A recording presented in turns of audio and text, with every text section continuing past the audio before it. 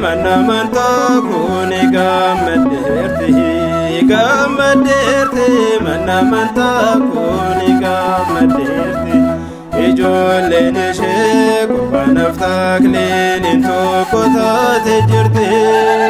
Gammadeerti mana manta kuni gammadeerti gammadeerti mana manta kuni gammadeerti ijoolleen ishee gurbaan aftaakleen tokko taate jirti.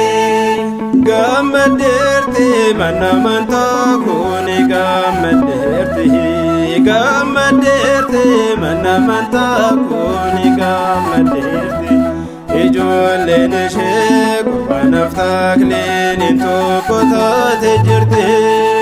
Gammadeerti mana manta kuni gammadeerti gammadeerti mana manta kuni gammadeerti ijoolleen ishee gurbaan aftaakleen tokko taate jirti.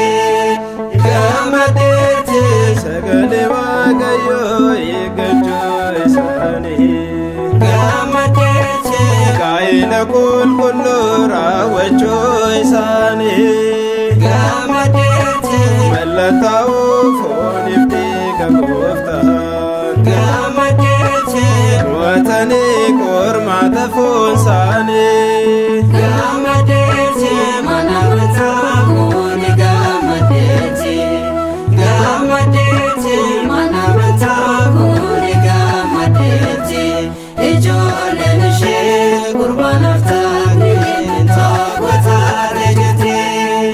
Gammadeerti Qormaata injifachuun tokko ta'uu keessan gammadeerti bultii ijaaruudhaan mana ba'uu keessan gammadeerti ulfina argataniin gammadaa jiraadha.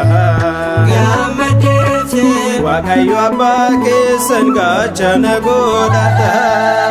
Gammadeerti mana manta kuni gammadeerti gammadeerti mana manta kuni gammadeerti ijoolleen ishee gurbaan aftaakleen tokko taate jirti.